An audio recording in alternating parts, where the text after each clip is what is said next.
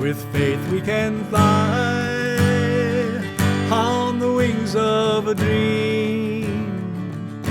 We still may become all we hoped we could be. It will take everyone, and we'll have to believe that we can fly on the wings of a dream. Welcome to Songs and Stories from Home, as we continue on the wings of a dream. This week, liberty and justice for all, after all. We're on the eve of a truly significant election. How this country will approach the pandemic going forward, how we'll deal with global warming, systemic racism, these are all on the ballot. We're deciding whether character in our leaders still matters. In the last few weeks, I've been exploring what it means to be one nation indivisible that pledges its allegiance to the idea that there should be liberty and justice for all. Besides a pledge we make, it's a dream we've had for 2.5 centuries. And while there's not been steady progress toward that worthy goal, it's an ideal, an idea, an aspiration, an inspiration that remains embedded in the human psyche. Or at least that's what I choose to believe on the eve of this election. It's also a dream, I believe, that's still worth having. I had a dream the other night that our country somehow made things right. I was surprised at what it all looked like and what had been there all along. We look like one nation under God, indivisible, with liberty and justice for all. We started acting like sisters and brothers. Quarrels, sure, but we listened to each other. Didn't treat some like us and others like other. It was the strangest thing to be one nation under God, indivisible, with liberty and justice for all. It was some kind of crazy scene, everyone equal in that dream. I couldn't believe how right it seemed. It made me laugh until I cried. To be one nation under God, indivisible, with liberty and justice for all. Too often these days, instead of empathize, we choose to demonize those who are different or have different points of view than ours. Easier to do when we dehumanize them as well.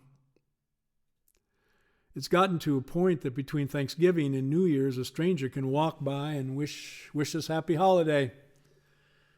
And instead of smiling and saying thank you, we tighten our jaw, pick up our pace, and wonder sometimes out loud whether that person has just declared war on Christmas. One thing appears to have truly divided us. A decision by a professional football player to kneel humbly instead of standing proudly during the playing of the national anthem. Instead of being seen, as I believe it was intended, as a silent, peaceful protest against violence, mirroring what Tommy Smith and John Carlos did at the Olympics in 1968, it was seen as disrespectful to those who've served in the military. And the outrage became something to be exploited, even by those who found ways to not serve in the military. I grew up in Spokane, Washington. I remember how at some of the movie theaters they would play the national anthem after the show, and how I'd stand up and sing at the top of my lungs. I remember how proud I was to be invited to play football at the Air Force Academy before choosing instead to accept a scholarship from our state's largest university. I learned over time the price my dad paid because he went to war. Went to war in part so people could be free to peacefully express how they feel. I understand why people stand proudly,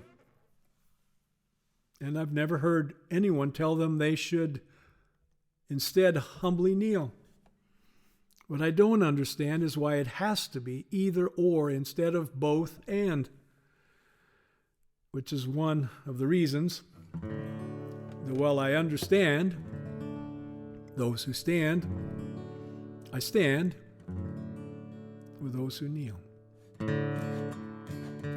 I was raised to love this country, pledge allegiance to the flag, to stand with my hand and my heart before a football game. Yet the more I've come to know of love, the flag and its appeal, I understand all those who stand, and I stand with those who kneel. There's a lots of shouting back and forth, a lot of hurt there too. Both sides have a point to make, so that's what both sides do.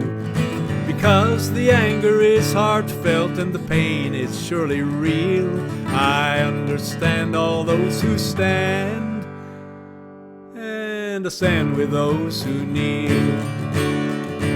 There's lots of ways to love this land, to show the way we feel. There are those who do it standing proud, and those who humbly kneel.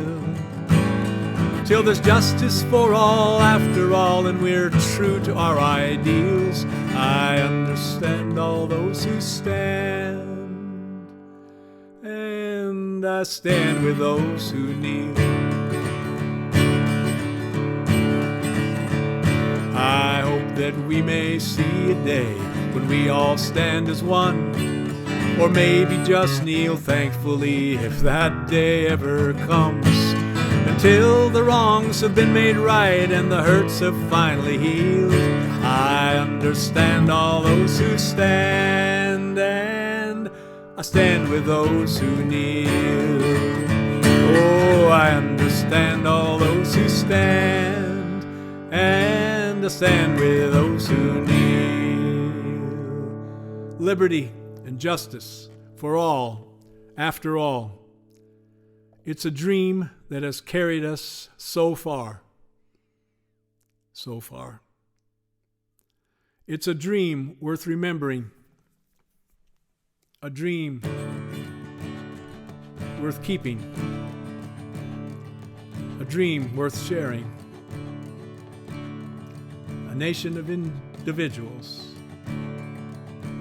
A nation indivisible. It goes back to the scriptures and back to the founders, back to what we pledged on our first day at school. Back to a dream of Martin Luther King, back to what we mean by the golden rule. It's a beautiful dream that says everyone's equal with rights to life, liberty, happiness too.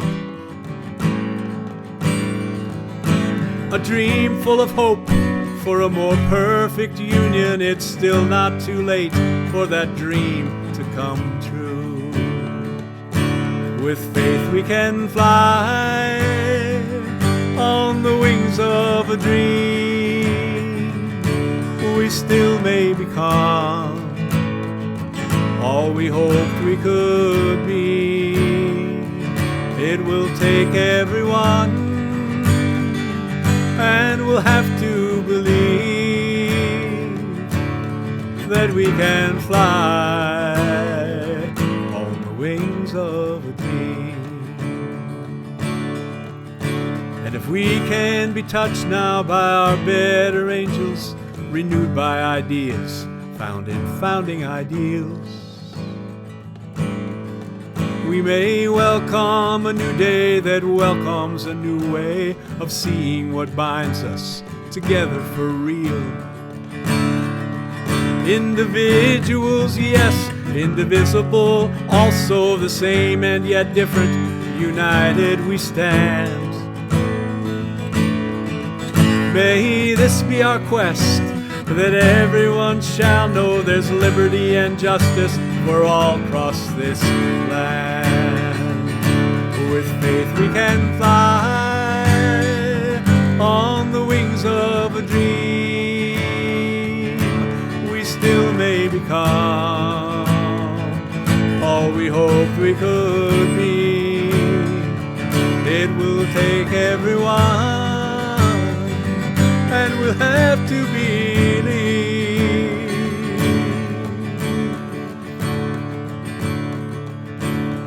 that we can fly on the wings of a dream. That we can fly on the wings of a dream.